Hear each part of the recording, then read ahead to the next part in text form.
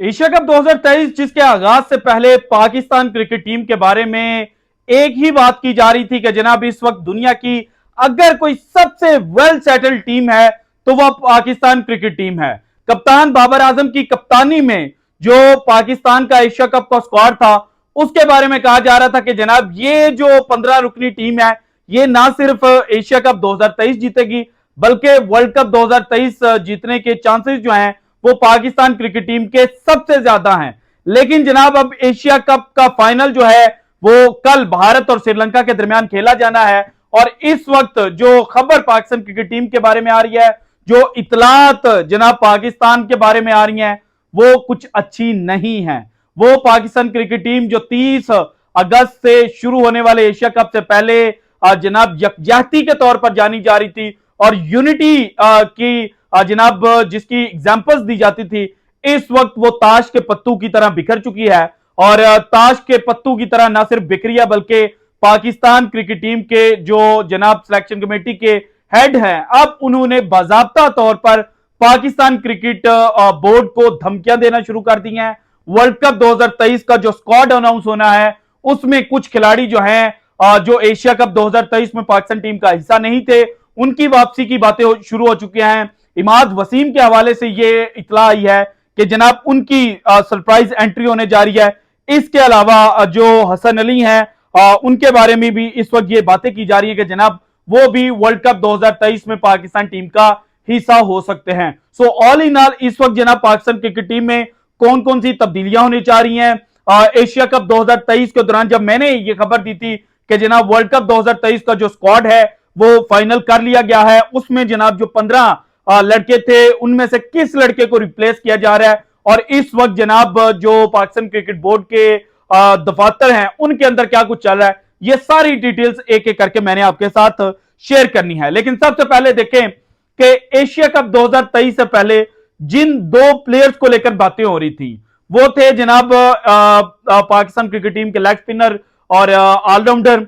शादाब खान, उसके अलावा ओपनर फखर जमान। क्योंकि जो अफगानिस्तान के खिलाफ सीरीज थी उसमें इन दोनों प्लेयर्स की जो परफॉर्मेंस थी वो इतनी अच्छी नहीं थी। रमीज राजा साहब ने बोला था एशिया कप के आगाज से कब के जनाब फखर जमान जो है उसे रेस्ट करवा देनी चाहिए, वो मेंटली स्ट्रांग नहीं लग रहा। लेकिन जो जो एशिया कप के अंदर मैचेस फखर जमान ने खेले तो एक चीज जो क्रिकेट पंडित ने नोट की वो ये थी कि जनाब फखर जमान के जो रिफ्लेक्सेस हैं वो इस वक्त जनाब बेहतर काम नहीं कर रहे और इसी वजह से वो बॉल को टाइम नहीं कर पा रहे और वो लंबा हिट करने की कोशिश में जनाब बार बार बोल्ड जो हैं वो होते जा रहे हैं। इसके बाद जनाब Shadab Khan as an allrounder देखा जाए, यहां पर जनाब जो बैटिंग ऑलराउंडर है उसने बैटिंग करनी है और 4 से 5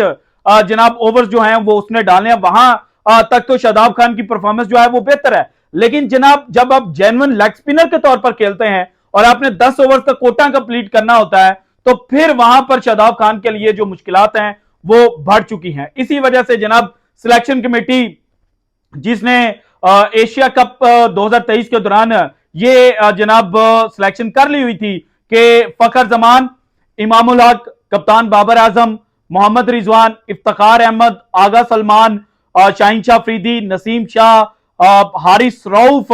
मोहम्मद हारिस और सऊद शकील, इसके अलावा वसीम जूनियर और जनाब ये उसामा मीर, ये 14 से 15 लड़के थे जो फाइनल हो चुके थे। लेकिन राइट नाउ जो खबर आ रही है वो ये है कि जनाब 2 से 3 तब्दीलियां जो हैं वो पाकिस्तान क्रिकेट टीम में की जाएंगी वर्ल्ड कप 2023 से पहले और इन 2 से 3 तब्दीलियों के अंदर एक तो इमाद वसीम एज अ जनाब स्पिनर के तौर पर उनकी वापसी होनी जा रही है और उसके अलावा जो ऑलराउंडर होने की सलाहियत उनके पास है उसकी वजह से टीम के अंदर उनको इंक्लूड किए जाने की इतला जो है वो आ रही है। इसके अलावा चूंकि नसीम शाह के बारे में ये जनाब खबर सामने आई है कि शायद वो वर्ल्ड कप 2023 में जनाब पाकिस्तान टीम के जो इनिशियल मैचेस हैं वो ना खेल पाए, तो इस वजह से हसन अली का जनाब जो एक सितारा है वो घूमना शुरू हो चुका है और हसन अली भी वर्ल्ड कप 2023 में अगर वो फिट हैं तो वो पाकिस्तान क्रिकेट टीम को रिप्रेजेंट कर सकते हैं। इसके बाद जनाब जो पाकिस्तान क्रिकेट टीम के सिलेक्शन कमेटी के जनाब हेड हैं इंजमामुल हक, उनके बारे में यह खबर आई है कि उन्होंने जनाब जो पाकिस्तान क्रिकेट बोर्ड है उसको कहा है कि जनाब जो एनओसी प्लेयर्स को देना है इंटरनेशनल लीग्स के लिए, उसकी जो सुप्रीम अथॉरिटी है वो होनी चाहिए चीफ सिलेक्टर के पास, क्योंकि अगर किसी और शख्सियत के पास होगी तो वो जनाब जो प्लेयर्स हैं उनको मेगा इवेंट से पहले जो एनओसी है वो देता रहेगा, और बाद में जनाब जब कौमी क्रिकेट टीम की सिलेक्शन की बात आएगी तो वहां पर यह चीज सामने आएगी कि जनाब हमारे प्लेयर्स तो फिट ही नहीं है। सो इसलिए जनाब जो इंजमामुल हक हैं उनको ये सुप्रीम अथॉरिटी दी जाए। लेकिन यहां पर पाकिस्तान क्रिकेट बोर्ड जो है वो इज्तनाब बरत रहा है। वो कह रहा है कि जनाब जो जनाब मैनेजर जो एजेंट इंजमामुल हक का है वही एजेंट जनाब रिजवान का भी है, वही एजेंट बाबर आजम का भी है। तो यहां पर जनाब जो एक कॉमन इंटरेस्ट है उसकी भी बात आ सकती है। सो यहां पर मसले हो सकते हैं। सो इस वजह से पाकिस्तान क्रिकेट बोर्ड और पाकिस्तान क्रिकेट टीम के जो सिलेक्शन कमेटी के हेड हैं इंजमामुल हक साहब, उनके दरमियान एक तनाव जो है वो पैदा हो चुका है, और इस तनाव के ऊपर जो इंजमामुल हक हैं उन्होंने जनाब इस्तीफा देने की जो धमकी है वो दे दी है। इसके बाद जनाब वसीम जूनियर के बारे में यह इतला आ रही है कि शायद उनको भी वर्ल्ड कप 2023 के स्क्वाड में शामिल ना किया जाए, और वसीम जूनियर की जगह पर इमाद वसीम जो हैं उनकी सरप्राइज एंट्री हो सकती है। जबकि इब्रार अहमद के बारे में भी ये इतलात है कि जिस तरह से उनके लिए आवाज उठाई गई है, तो अगर जनाब पाकिस्तान क्रिकेट सिलेक्शन कमेटी जो है वो एक बोल्ड स्टांस लेती है तो फिर जनाब इब्रार अहमद जो है उनकी भी कौमी क्रिकेट टीम में शमूलियत जो है वो हो सकती है। और इसके अलावा जो इंग्लैंड के साबिक क्रिकेटर हैं नासिर हुसैन, उन्होंने पाकिस्तान के जो वर्ल्ड कप 2023 के हवाले से चांसेस थे, मैंने पहले कहा ना कि एशिया कप के आगाज से पहले पाकिस्तान को जो टॉप रैंक टीमें थी उनके अंदर शुमार किया जा रहा था, और कहा जा रहा था कि जनाब इस साल वर्ल्ड कप जीतने के जिसके सबसे हाई चांसेस हैं उनमें पाकिस्तान है। लेकिन पाकिस्तान के प्लेयर्स को जिस तरह से इंजरीज हुई, नसीम शाह जिस तरह से इंजर्ड हुए, उन्होंने जनाब एशिया कप का जो सबसे इंपॉर्टेंट मैच था श्रीलंका के खिलाफ वो नहीं खेला, हारिस रऊफ जो थे वो मैच नहीं खेल पाए, और उसके अलावा जनाब फखर जमान जो है उनका बल्ला रन नहीं गोल पाया। तो अब नासिर हुसैन ने कहा कि अगर पाकिस्तान के ये जो दो सुप्रीम बॉलर्स हैं ये फिट नहीं होते तो फिर पाकिस्तान क्रिकेट टीम जो है उसके वर्ल्ड कप 2023 के चांसेस, जीतने के चांसेस जो हैं वो जो जनाब 100% थे या 90% तक थे वो जनाब डिक्लाइन करके 10% के ऊपर आ जाएंगे, और इस तरह से पाकिस्तान टीम जो है वो वर्ल्ड कप 2023 में की जीतने की दौड़ से बाहर हो जाएगी। सो अब जिन प्लेयर्स के ऊपर पाकिस्तान क्रिकेट सिलेक्शन कमेटी इस वक्त सबसे ज्यादा जनाब जोर दे रही है और जिनके ऊपर सबसे ज्यादा बात की जा रही है, क्योंकि जो कप्तान है बाबर आजम, उनसे भी राब्ता किया गया और बाबर आजम कल अपनी रिपोर्ट जो है वो पेश करेंगे और अपनी जो सजेशंस हैं वो सिलेक्शन कमेटी को देंगे। इसके अलावा ग्रैंट ब्रैडबर्न जो पाकिस्तान क्रिकेट टीम के हेड कोच हैं उनसे भी सिलेक्शन कमेटी ने राब्ता किया, उनसे भी जो सजेशंस हैं वो मांगी गई थी, और उन्होंने भी जनाब 2 से 3 एशिया कप की जो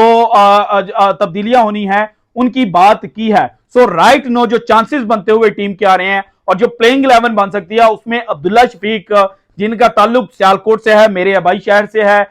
उनकी भी जनाब सरप्राइज एंट्री हो सकती है। और इसके अलावा हारिस सोहेल जो हैं